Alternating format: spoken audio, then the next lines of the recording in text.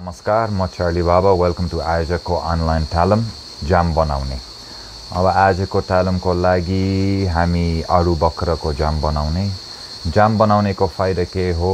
कहिले हाम्रो बारीमा फलफुल बढी छ, बजार जानु मिल्दैन र सस्तो बेच्ने कि फ्री फ्याँक्ने पनि हुँदैन। त्यही भएर जाम बनाउने तपाईलाई समय लामो सामान राख्नु मिल्छ। अब जाम बनाउने बेला के चाहियो? फलफुल चाहियो, जोग्नेवाला चाहियो, चिनी चाहियो, यस्तै ट्विस्टिङ बट्टा चाहियो, र त्यसपछि ग्यास कुकर र कराई चाहियो, र यो त पानी उमार्ने बत्ता पनि चाहियो। ल अब बिस्तारै अब हेर्नु हाम्रो प्रोसेस र काम चलाइदिन्छु। अब फलफुल टिपेको पछि एकचोटि पानीलाई पखालेको राम्रो, र त्यसपछि चाकु लिएर आउनु र उसको गेर जिग्नु पर्छ। अब ठुलो काम त होइन, राम्रो साथीसँगै बस्नुस् र बिस्तारै मासुन सबै निकाल्नु र गेर मात्रै। हामी गेर चुटे राख्छौँ, पछि रोप्ने हुन्छ। केही नराम्रो कि कुहिएको यो फ्याँक्नु पर्यो। जाम राख्नु हुँदैन, जाम बेकार गर्छ। हाम्रो काम गर्ने हिसाब हामी एकैचोटि 3 किलोको आलु बखरा पकाउँछु र आलु बखरासँगै हामी हाफ हिसाबको चिनी राख्छ। अरू मान्छे 1:1 चिनी राख्छ, हामी यस्तै चिनी बढी युज गर्दैन। अब यता हाम्रो फलफुल 3 किलो भयो। 3 किलोको हिसाब भएको, त्यसपछि हामी 1.5 किलोको चिनी चाहियो, किन हाम्रो जाममा कमर्सियल भन्दा हामी आधी चिनी मात्रै युज गर्छ। त्यही भएर जोग्ने मेसिन 0 राख्यो, बिस्तारै हेर्दै नाप्ने।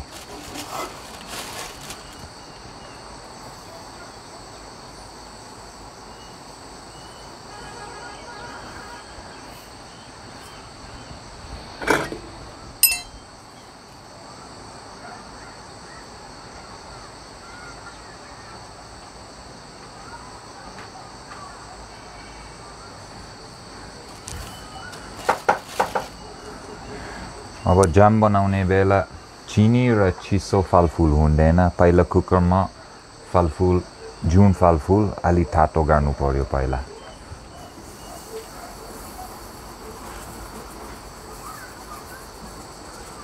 ल 3 किलोको फलफुल, 1.5 किलोको चिनी भयो। जाम बनाउने बेला ठुलो आगो सुरुमा युज नगर्नु, बिस्तारै सानो आगो र बिस्तारै 1 घन्टा 2 घन्टा यो आगो थप्दै जाने। अहिले सुरु मात्रै सानो आगो मात्रै गर्नु। फलफुलको रस र चिनी मिसाउनु। जामको लागि एकदम साफा बत्ता चाहिन्छ। त्यही भएर पसलबाट कि किराना पसलबाट बत्ता किनेको पछि एकदम साबुन र तातो पानी सफाउनु पर्यो। त्यसपछि भोलि पर्सि उसको भित्रको फलफुलको जाम खराब जान्दैन। अब अहिले हाम्रो जाम पग्लिन्छ। अब चिनी भएको जामहरू धेरै बस्नु हुँदैन, नभएर यो चिनी डढ्छ। त्यही भएर यस्तै कहिले घुमाउनु पर्छ। अब अहिले 2 चोटि मलाई आगो तापेको, अहिले म तेस्रो चोटि लास्ट फुल राख्ने र अहिले त पाक्नु पर्यो, एकदम पाक्नु। र बिस्तारै यो फलफुलको मासु सबै डिजल्भ गर्नुपर्छ र यो आगोलाई गर्छ। लगभग पानी तातिसक्यो। अहिले हाम्रो लास्ट स्टेप यहाँ जामको लागि हामी कागती राख्नु पर्यो। लगभग यति 3 किलोको फलफुलमा 1.5 2 कागती दिनु पर्यो। कागती दिनु मतलब उसको रस। र त्यो रसको फाइदा के हो? हामी बत्ता बनाएको पछि समय लामो यो जाम कुहिँदैन, किन यो अमिलो हो र यो अमिलो र यो चिनीको गुलियो सँगै जोडिएको यो एकदम 1 वर्ष 2 वर्ष प्रिजर्भ गर्ने हुन सक्छ। यो समथिङ सिक्रेट इन्ग्रेडियन्ट हो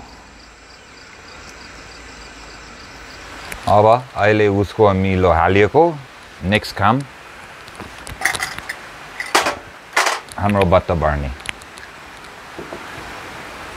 अहिले हाम्रो जाम रेडी भयो उसको आगो काम गर्नु हाम्रो पानी तातिन लाग्यो अगाडि बत्त बार्ने यो बत्तको टेम्परेचर ओर्नु पर्यो यस्तै तातो पानी राख्नु र सिसाभित्र तातो पानी राख्नु हुँदैन पिन चम्चा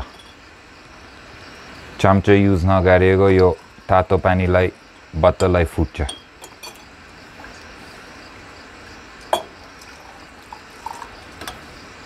अब यो सिसाको बत्त अहिले तताइसक्यो त्यसपछि उसको पानी फ्याँक्दिनु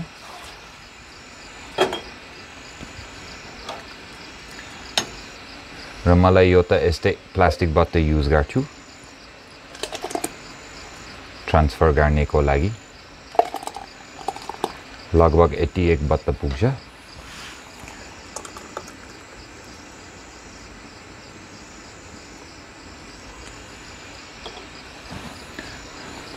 लगभग 80 उसको मुख पुग्नु पर्यो त्यसपछि बान्नु टाइट अब एकदम टाइट हुँदैन हल्का टाइट यो बाएको पर्सी त्यसपछि यो हट बात राख्नु पर्छ ल यो हट बात राखेको नेक्स्ट गर्नु पर्छ